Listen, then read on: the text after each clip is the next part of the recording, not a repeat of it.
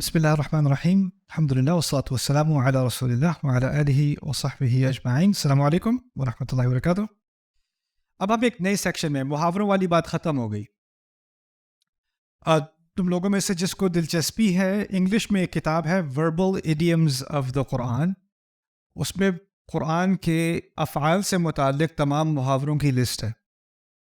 اردو میں مجھے مواد کا کم علم ہے، لیکن اگر آپ ایک کتاب ہے مترادفات القرآن، عبد الرحمن کیلانی صاحب کے نام، وہ آتھر ہیں اس کتاب کے آخری سیکشن میں کچھ محاوروں کی لسٹ ہے. مکمل نہیں ہے لیکن اچھے محاورات کی لسٹ اس میں بھی ہے.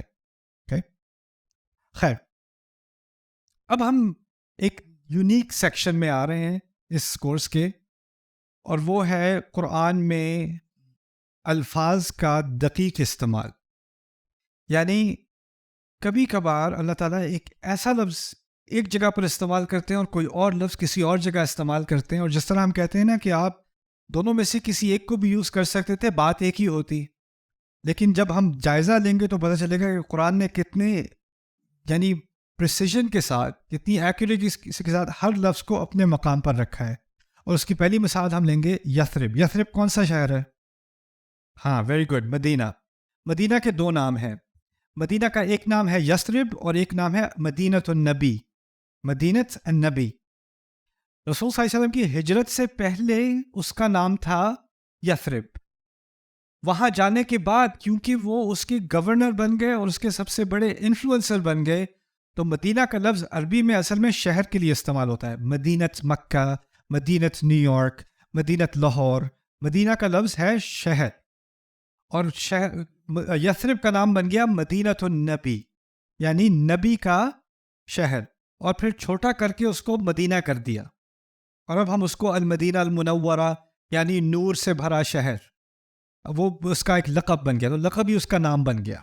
ٹھیک ہے، لیکن لفظ اصل میں ہے مدینہ.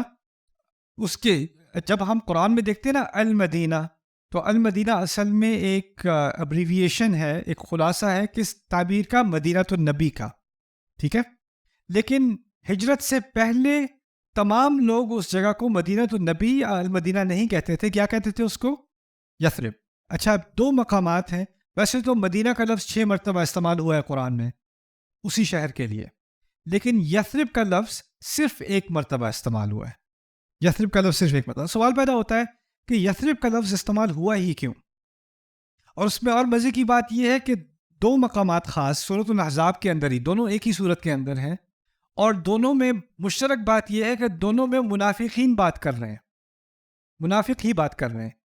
اور منافق ایک دفعہ بات ان کے بارے میں بات ہو رہی ہے اور المدینہ کہا، اور دوسری دفعہ منافقین بول رہے ہیں، ان کے بارے میں بات نہیں ہو رہی، وہ خود بول رہے ہیں، اور وہ کہہ رہے ہیں یا اہل یثرب، یثرب کے لوگوں، یثرب کے لوگوں، مدینے کے لوگ نہیں، یثرب کے لوگ.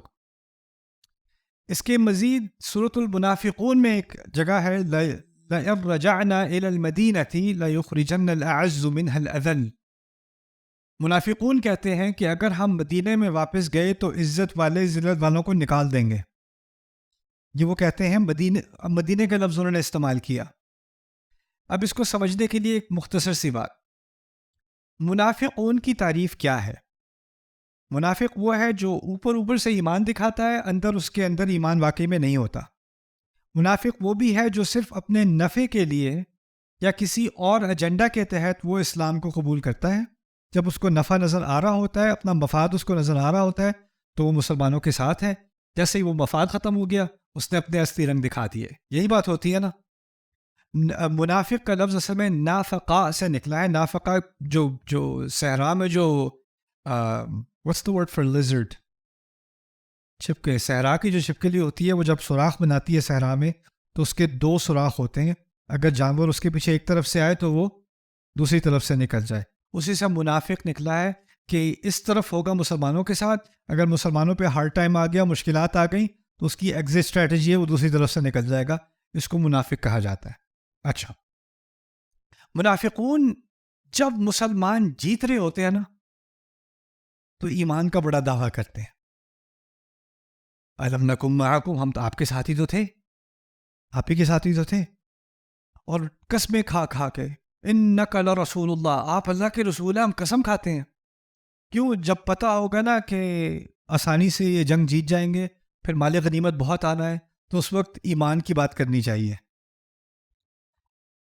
لیکن جب مشکلات آتی ہیں تو پھر وہ کہتے ہیں یہ کیا پاگل پن ہے، انؤمن کما آمن السفہاء، یہ جیسے یہ بے وقوف ہی مان لائیں ویسے ہم ہی مان لائیں گے. اس کے بعد تنقید شروع ہو جاتی ہے، ان کی زبان سے بڑے چبھنے والے الفاظ نکلنے شروع ہو جاتے ہیں ان کی زبان سے. کب؟ جب مشکلات آتی ہیں. تو اصل فرق ہوتا ہے، منافق ہے تو اس کے اندر ایک ہی چیز، لیکن ظاہر کب ہوتی ہے؟ جب مشکلات آتی ہیں. جب مشکلات نہیں ہوں گی تو ایمان کی بات کرے گا، جب مشکلات آئیں گی تو اپنے اصلی رنگ دکھائے گا. اچھا، مدینے کا لفظ کس بات کی طرف اشارہ کرتا ہے اور یثرب کا لفظ کس بات کی طرف اشارہ کرتا ہے؟ مدینے کا لفظ یہ بات کہہ رہا ہے کہ ہم اس شہر کے گورنر کو رسول کو اس شہر کا گورنر مانتے ہیں، اسی لیے ہم نے اس شہر کا پرانا لفظ جو ہزاروں سال سے استعمال ہو رہا ہوگا، سینکڑوں سال سے استعمال ہو رہا ہوگا، اس کو چھوڑ کے ہم اس کو کہیں گے مدینۃ النبی یا المدینہ. جس نے مدینے کا لفظ استعمال کیا اس نے کس کے ساتھ وفاداری دکھائی؟ رسول کے ساتھ صلی اللہ علیہ وسلم. اب تو میری کیا مجال کہ میں اس کا پرانا لفظ استعمال کروں، میں تو اس کا اب جو لفظ استعمال کرنا ہے وہ کروں گا. سورۃ المنافقون میں ابھی ان کا امتحان نہیں لیا گیا تھا، ابھی حالات مشکل نہیں تھے، تو وہ کہتے ہیں جب ہم مدینے جائیں گے تو ان بیکار لوگوں کو نکال دیں گے. یعنی ابھی ان کا امتحان نہیں لیا گیا تو وہ ابھی بھی دکھا رہے ہیں کہ وہ مسلمانوں ہی کا حصہ ہے. لیکن سورۃ الاحزاب میں آپ کو احزاب کا موقع پتہ ہے؟ واقعہ غزوہ احزاب، آپ کو پتہ ہے کہ مدینے کے ارد گرد ایک خندق کھودی گئی تھی اور 18 سے 20,000 کچھ کہتے ہیں کہ اس کی تعداد میں لوگ آ گئے تھے، اور یہ میدان جنگ نہیں تھا، اس کو انگلش میں کہتے ہیں جینوسائیڈ. اگر فوجیں اندر داخل ہو جاتی تو انہوں نے ہر مرد، عورت، بچہ، بوڑھا کسی کو نہیں چھوڑنا تھا. اب مقصد یہ تھا کہ پورے مدینے کی ساری پاپولیشن کو ختم کر دو، صرف یہودی ٹرائبز رہ جائیں گے، یہودی قبائل رہ جائیں گے، اور پھر جو مال غنیمت آئے گا وہ سب ہم آپس میں بانٹ لیں گے. دشمنی صرف مکے والوں سے تھی، لیکن انہوں نے باقیوں کو بھی کنونس کر دیا ساتھ میں کہ دیکھو دو چیزیں ہیں، ایک تو اگر یہ اسلام پھیلا تو یہ صرف ہمارے لیے مسئلہ نہیں بڑھے گا، تمہارے لیے بھی بن جائے گا مسئلہ یہ بعد میں جا کے. اور دوسری بات یہ، اگر ہم اکٹھے جا کر مدینے پہ ہی حملہ کریں نا، نہ صرف یہ کہ یہ مسئلہ نہیں بنے گا، لیکن ایزی منی، سب کو مار دیں گے، سب کی پراپرٹی، جائیداد، چیزیں سب ہم آپس میں اکٹھے بانٹ لیں گے. اگر ہم اکٹھے جا کر کرتے ہیں تو یہ بہت آسان کیمپین ہوگی. اور اتنی بڑی کیمپین کا سامنا کرنے کے لیے مسلمان فوج کافی نہیں تھی تو خندق کھودنی پڑی. اچھا وہ خندق کھود گئی، ٹھیک ہے، اور وہ بیرلی لاسٹ سیکنڈ تک نا، یعنی تھوڑی اور دیر ہو جاتی تو مسئلہ ہو جاتا. تو خیر اب وہ خندق کھود گئی، اب مسلمان جو ہیں وہ اندر پھنسے ہوئے ہیں. اس طرح کہہ لیں جیسے اس کو ہاؤس اریسٹ کہتے ہیں نا، یہ مدینہ اریسٹ ہے، باہر نہیں جا سکتے. تو جو کھانا ہے وہ اندر ہے، جو ریسورسز ہیں وہ اندر ہیں. اور کبھی پرانے زمانوں میں کیا ہوتا تھا، کسی قلعے پر اگر قبضہ کرنا ہونا تو حملہ کرنے کے بجائے اس کا گھیراؤ کر لیتے تھے، کیونکہ 1 مہینہ 2 مہینہ جو بھی ہے بالآخر ان کے سارے کھانا اور سپلائیز اور ساری چیزیں ختم ہو جائیں گی اور پھر وہ خود ہی ہار مان جائیں گے. یہی اسٹریٹجی شاید مشرکون بھی کوشش کر رہے تھے کہ ہم نے گھیراؤ تو کر لیا ہے، اب بس پڑاؤ ڈال لیتے ہیں، خود ہی بعد میں اندر سے کتنا کچھ سروائیو کر لیں گے، بالآخر ان کو چھوڑنا ہی پڑے گا. تو اس دوران جب یہ سارا گھیراؤ ہوا تو منافقون کو نظر آیا کہ اب یہ اسلام والا، شروع میں تو ہم نے اسلام قبول کیا تھا کہ یہ ایک ایسی طاقت تھی جو بڑھتی رہی، لیکن اب تو آسان نظر آنے کہ یہ سب ختم، یہ سارا تماشا اب ختم ہو چکا. اسلام کا ایک فیز تھا، وہ فیز ختم ہو چکا، اب یہ ٹائم نہیں رہا کہ ہم اس کے ساتھ جڑے رہیں. تو انہوں نے اپنے اصلی رنگ دکھانے شروع کر دیے. اور کیا کہا سورۃ الاحزاب میں، یا اہل یثرب لا مقام لکم فارجعوا، یثرب کے رہنے والوں اب تو تمہارے پاس کوئی جگہ بھی نہیں رہی، چلو واپس کدھر؟ واپس یثرب والے دنوں میں، کیونکہ مدینے کے دن گئے تو ایک لفظ سے انہوں نے اپنی وفاداری کا یا اپنی غیر وفاداری کا مظاہرہ کر دیا. تو اس لفظ سے ہی پتہ چل گیا کہ ان کے دل کہاں پر ہیں. باقی مقامات پر جب منافقون بھی مدینے کا لفظ استعمال کرتے ہیں تو وہ اپنی ڈس لائلٹی کو اور اپنی غیر وفاداری کو چھپا رہے ہیں، لیکن اب کیونکہ مشکل کا شدید ترین امتحان آ گیا تو انہوں نے سامنے ہی اس کو ایکسپوز کر دیا۔ قرآن میں مکے کے لیے 2 لفظ استعمال ہوئے ہیں، مکہ اور بکہ۔ بکہ کا لفظ بک سے نکلا ہے، بک، با کاف اور کاف۔ بک کہتے ہیں شدت الازدحام، جو بہت زیادہ جس میں ٹریفک ہو نا، اس کو بک کہتے ہیں عربی میں۔ جیسے آپ 5 بجے اگر یہاں پر سڑک پہ نکلو تو وہ بک ہے۔ اور بکہ کا لفظ قرآن مکے کے لیے بہت پرانے زمانے میں استعمال کیا جاتا تھا، یعنی رسول صلی اللہ علیہ وسلم سے بھی ہزاروں سال پہلے سے اس کو مکہ نہیں کہا جاتا تھا، کیا کہا جاتا تھا؟ بکہ۔ پھر بعد میں جا کے اس کا نام مکہ کر دیا گیا۔ یعنی اگر ہم اپنے زمانے کے حساب سے نہیں، رسول کے صلی اللہ علیہ وسلم کے زمانے کے حساب سے سوچیں تو زیادہ جدید نام مکہ تھا اور قدیم نام بکہ تھا۔ اب دیکھیں قرآن نے اس کو کیسے استعمال کیا ہے۔ ان اول بیت وضع للناس ببکۃ مبارکا وہدی للعالمین، پہلا گھر جو انسانیت کے لیے ڈالا گیا، جس کی بنیادیں ڈالی گئیں، وہ بکہ کے مقام پر تھا، تمام جہانوں یعنی تمام سوسائٹیز کی ہدایت کے لیے۔ اس آیت میں 2 اشارے ہیں۔ پہلا اشارہ ہے کہ سب سے قدیم زمانے کی طرف اشارہ ہے۔ جب قدیم زمانے کی طرف اشارہ ہے تو قدیم لفظ استعمال کیا بکہ۔ یہاں دوسری بات یہ بھی کہی جا رہی ہے کہ یہ تمام سوسائٹیز کے لیے ایک ہدایت تھی، ہونا تھا ایسے۔ کیا مطلب ہے اس بارے میں، اس تعبیر کے ساتھ کیا چیز منسلک ہے؟ وہ یہ ہے کہ چائنا سے، آسٹریلیا سے، افریقہ سے، ایشیا سے، یورپ سے، ساری دنیا سے انسانیت نے آ کے یہاں پر حج کرنا تھا۔ اور جب انسانیت آتی ہے تو کیا ہوتا ہے؟ رش ہوتا ہے، اور رش کے لیے عربی میں کیا لفظ ہوتا ہے؟ بک۔ تو یہاں پر لفظ کا تناسب سیاق کے ساتھ بالکل پرفیکٹ۔ یہاں مکہ ایسا فٹ نہ آتا جیسا بکہ فٹ آتا ہے، سمجھ رہے ہیں بات؟ لیکن ایک اور مقام پر اللہ نے مکہ استعمال کیا، هو الذی کف ایدیہم عنکم وایدیکم عنہم ببطن مکہ، سورۃ الفتح۔ اللہ تعالیٰ نے تمہارے ہاتھ ان کے ہاتھ تم تک پہنچنے سے روکے رکھے، اور تمہارے ہاتھ ان تک پہنچنے سے روکے رکھے بالکل مکہ کے بطن میں، یعنی مکہ کے پیٹ میں۔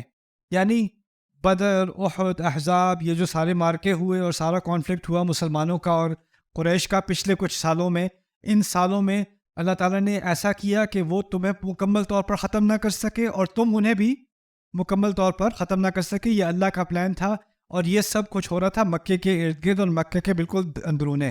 یہ پرانے زمانے کی بات ہو رہی ہے یا حال کی بات ہو رہی ہے؟ اس کے حساب، سیرت کے حساب سے حال کی بات ہو رہی ہے، تو حال کی بات ہو رہی ہے تو حال کا لفظ استعمال ہونا چاہیے۔ اور حال میں مکے کا نام بکہ نہیں تھا، مکہ تھا۔ دقیق الاستعمال، ہر لفظ کا اپنا ایک مقام ہے۔ یہاں سے بکہ ہٹا کے وہاں رکھو گے وہ بات نہیں بنے گی، وہاں سے مکہ ہٹا کے وہاں رکھو گے وہ بات نہیں بنے گی۔ سبحان اللہ۔ Oh, this is incredible. Okay, let's see.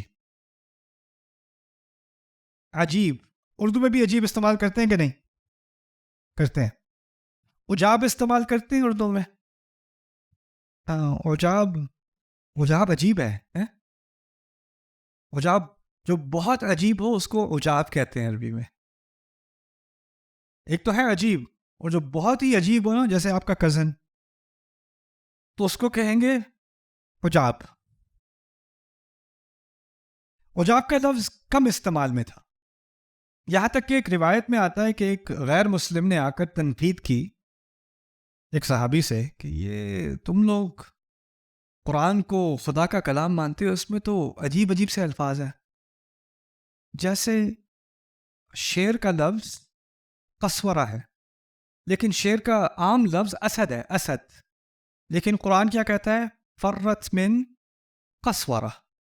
قسورہ شیر کے لیے استعمال ہوا ہے۔ کہتے ہیں یہ کیا قسورہ، پھر کہتا ہے کہ یہ قرآن نے لفظ استعمال کیا ہے عجاب۔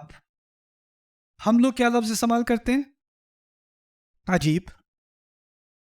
تو ایک اور لفظ تھا، مجھے یاد نہیں آ رہا، تیسرے لفظ کی اس نے شکایت کی، تو رسول صلی اللہ علیہ وسلم سے شکایت کی تو رسول صلی اللہ علیہ وسلم نے ایک صحابی کو بلایا اندر، اور وہ اندر آئے، بیٹھے، کہا بیٹھ جاؤ، بیٹھ گئے، پھر کہا کھڑے ہو جاؤ، باہر جاؤ، وہ کھڑے ہو کے باہر چلے گئے، پھر کہا اچھا اندر واپس آؤ، وہ اندر آئے، بیٹھ جاؤ، بیٹھ گئے، کھڑے ہو کے واپس جاؤ باہر، آئے بیٹھے آئے بیٹھے آئے بیٹھے۔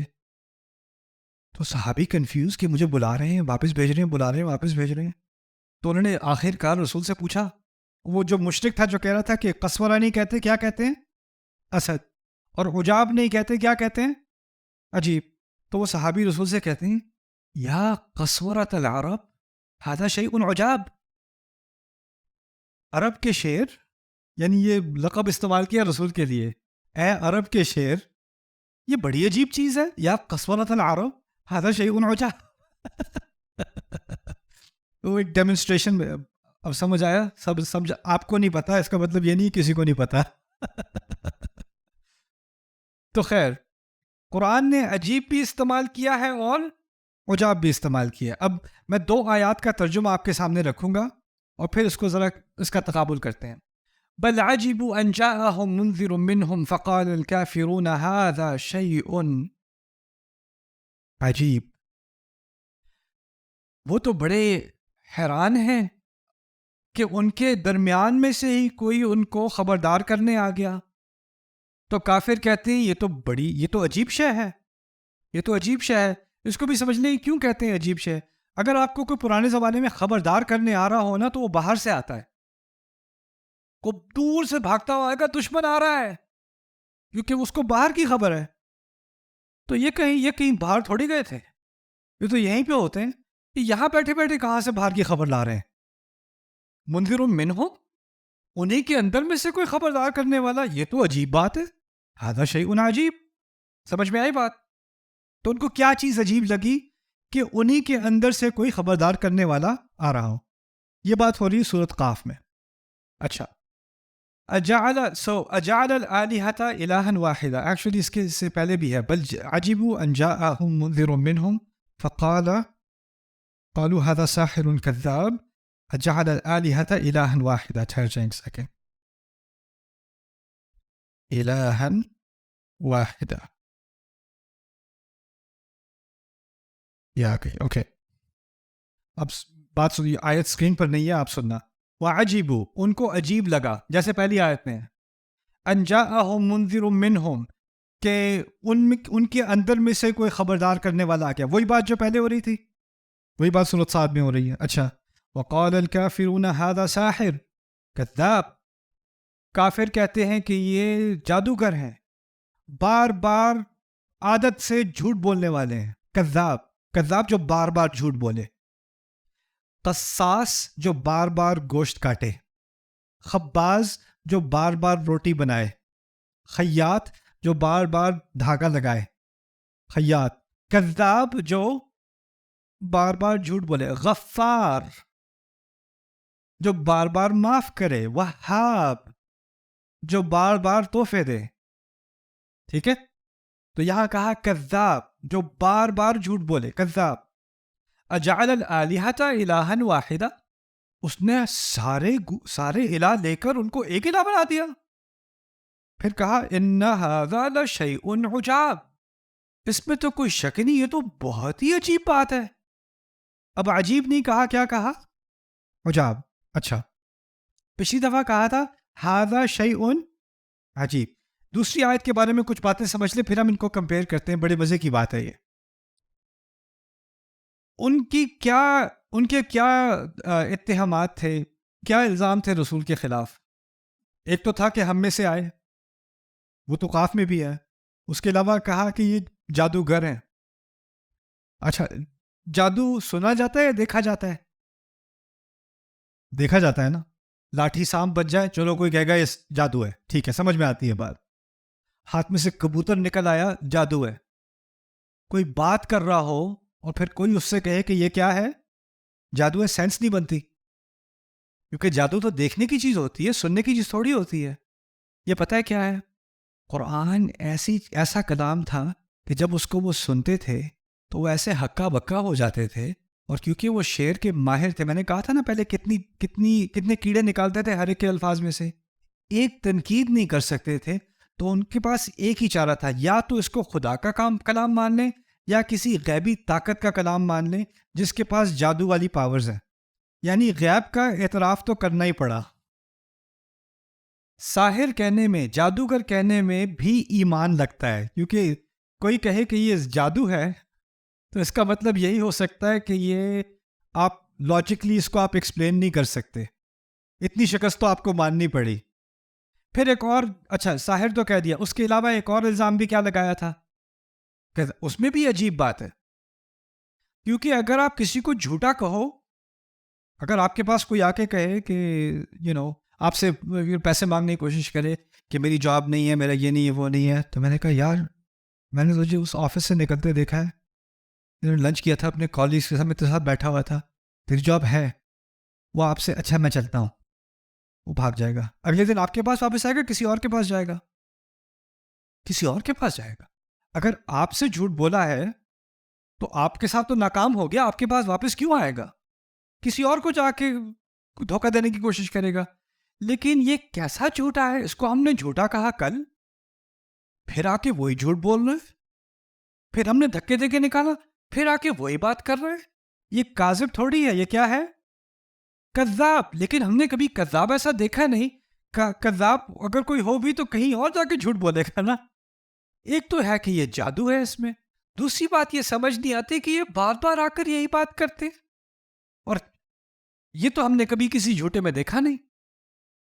تو اب اگر آپ کمپیئر کریں دونوں کو، ایک آیت میں سورۃ قاف میں ایک چیز تھی جو انہیں عجیب لگی. وہ کیا تھی؟ کہ ان کے اندر میں سے ہی کوئی خبردار کرنے آ گیا. ٹھیک ہے.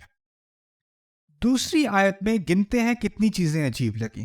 ایک تو تھی ہی پہلے عجیب، زیرو لائن. وہ کیا ہے؟ ان کے اندر میں سے کوئی خبردار کرنے آ گیا. پھر دوسری بات کی، کیا انہوں نے سارے خداؤں کو ایک خدا بنا دیا؟ اور دو مزید الزامات لگائے. وہ کیا ہیں؟ کہ یہ جادوگر ہیں اور یہ کذاب ہیں. یعنی دوسری آیت میں، سورۃ صاد والی آیت میں، تین مزید باتیں ہیں جو ان کو عجیب لگیں. پہلی آیت میں ایک بات ہے، دوسری آیت میں کتنی؟ تین باتیں ہیں. اچھا، عربی میں کسی بات کو مزید کرنے میں، یعنی اس میں مزید سٹریس ڈالنے کے لیے آپ کے پاس مختلف سٹائل ہوتے ہیں. ایک مزید درجہ بڑھا دیا، عجیب سے کیا کر دیا؟ عجاب. چلو ایک درجہ بڑھ گئی بات. لیکن دوسری آیت میں انا بھی ڈال دیا.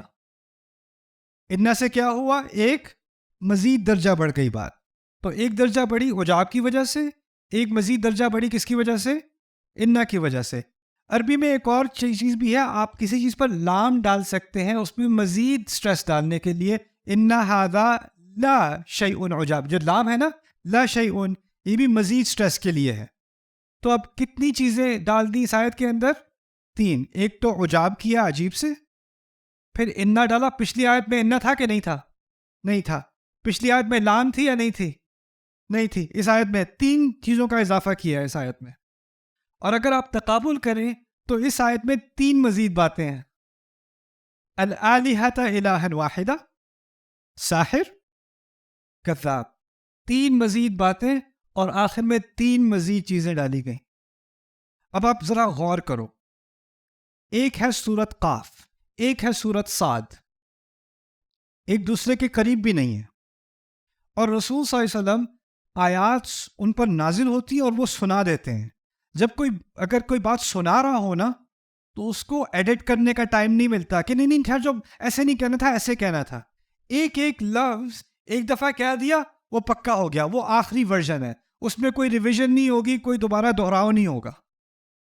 مختلف مقامات پر یہ بھی نہیں کہ رسول صلی اللہ علیہ وسلم کہہ رہے ہیں چلو اس آیت میں تو ایک دفعہ ایک ہی عجیب بات تھی، تو ھذا شیء عجیب، ادھر تین مزید باتیں ہیں، اس کو سامنے رکھ کر اس میں تین مزید باتیں کہنی. کیسا انسان ایسے کر سکتا ہے؟ دو مختلف مقامات پر دو مختلف آیات جو ایک ہی مضمون پر بات کر رہی ہیں، اتنا سفر، لیکن ایک ایک فرق کا تناسب از لاجیکلی امپاسبل. ناممکن ہے انسان کے لیے اس لیول پر بات کرنا. ان هذا لشيء عجاب. Subscribe now to the Bayyinah YouTube channel to watch the rest of this series and more great content from Ustad Nu'man Ali Khan. Coming up next time on Aakhari Mo'jiza.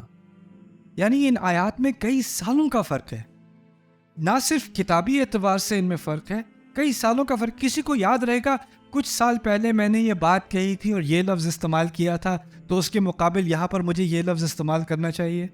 ये मुमकिन है इंसान के लिए? मुझे ये नहीं याद मैंने क्या लफ्ज़ इस्तेमाल किया था आज अभी से 30 सेकंड पहले। मुझसे कहें आपने अभी क्या कहा था, मैं